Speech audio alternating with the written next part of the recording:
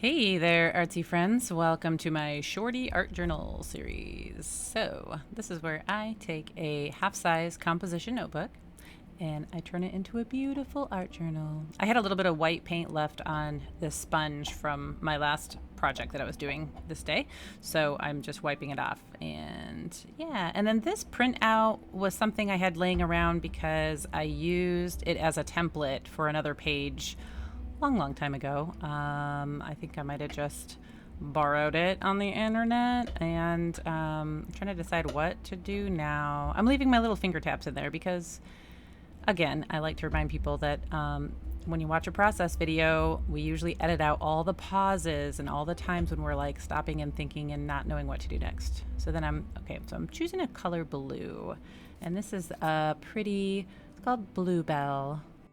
So I got this particular paint from a thrift store. Like I bought a whole box full of old paints that were probably like 10 years old. And some of them were completely bad and I threw them out, but there were some that were good. And I really love this color. It's so pretty.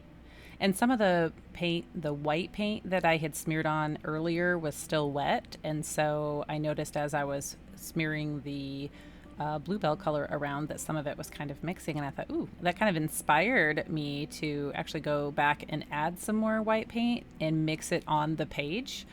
It's just kind of fun to see, the different tints. If you add white to a color, you are tinting it. If you add black, you're shading it. So by adding white, I'm just softening some of the areas, and it's starting to look like maybe clouds. And then I'm going to leave the black kind of peeking through. It's almost like maybe a night sky with clouds in the front. I don't know. I'm just kind of letting it become what it is. But I like the way it feels. So what am I going to do with these flowers? I know. I got this tiny little watercolor tray of pearlescent watercolors that I have not played around with yet. So I thought this would be a good opportunity. And so I'm going to paint my little flowers different colors. So I did a quick check on Pinterest, and I don't know where I got these little flower drawings from, so I apologize. I can't really link it. I typically don't use other people's artwork, or try not to. I definitely use other people as inspiration, and sometimes I kind of try to imitate their style because I'm inspired by it. But typically with like anything like this, even if I trace it, like for some reason tracing it feels okay to me, but actually just printing up somebody else's artwork is kind of like, I didn't draw these flowers.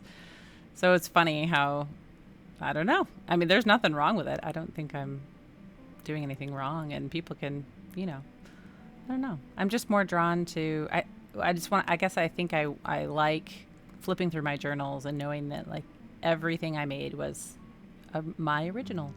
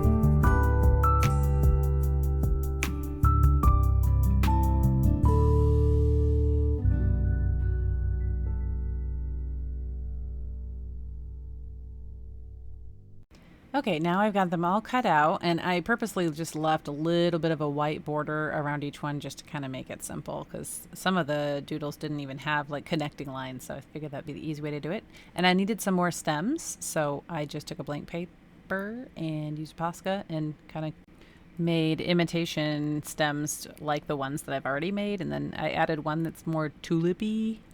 Is that a word? Yeah.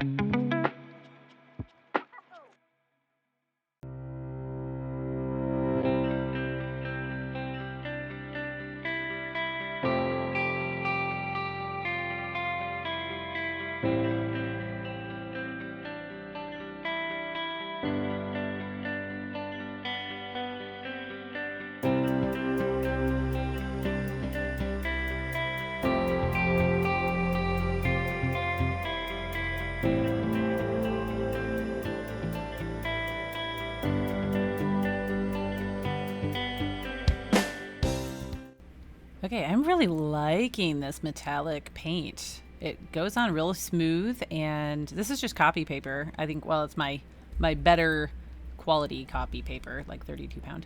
Okay, so I had this little tiny little journal that was like swag from one of my husband's companies he used to work with, and I have put in quotes. I started, I have a collection of quotes that I like, maybe on Pinterest or something, but I also find them here and there in other places.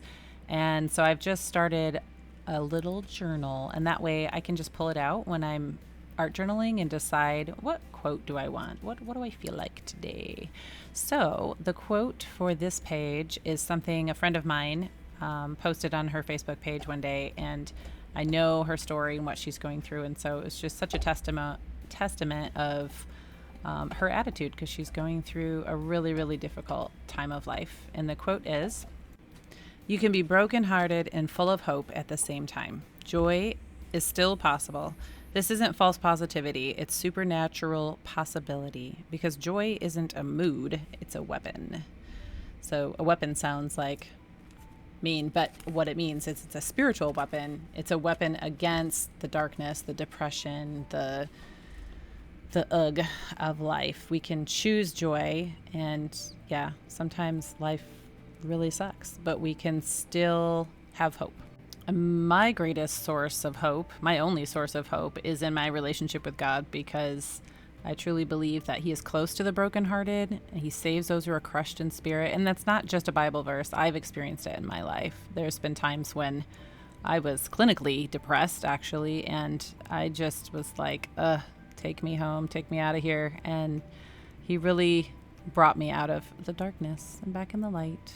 It's possible. So if you're stuck in that place, call out to Him. Yeah, you're loved. He really does love you. It's not religion. It's about God who created you. Okay, so I'm just rearranging the flowers everywhere, wherever. Now I'm kind of wishing I would have maybe just covered up that whole black smudge on the left. I'm just pointing it out to you because I too make things that go, and then I go, oh, well, maybe I don't like that one little part of it or whatever, but I just embrace the imperfections and the parts of it that I don't know. I try not to focus or dwell on like, oh, I wish I would have done this differently or that differently. It's not about perfection. It really is about the process. I really enjoy just relaxing and having fun. I hope that that's why you're doing this.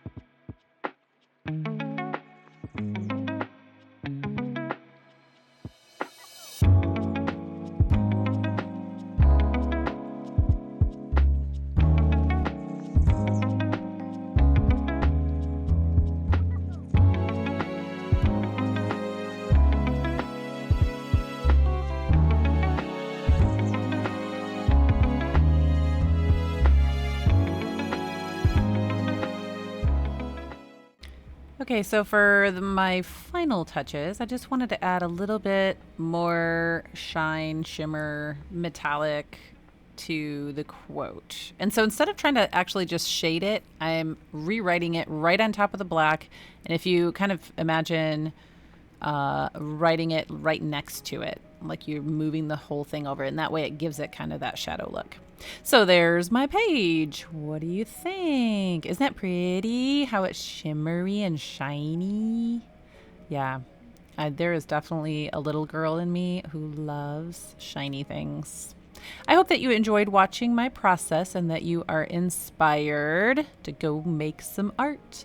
Come back and hang out with me again. Remember that joy is always possible. Have a great day, have a blessed day, and I'll see you next time.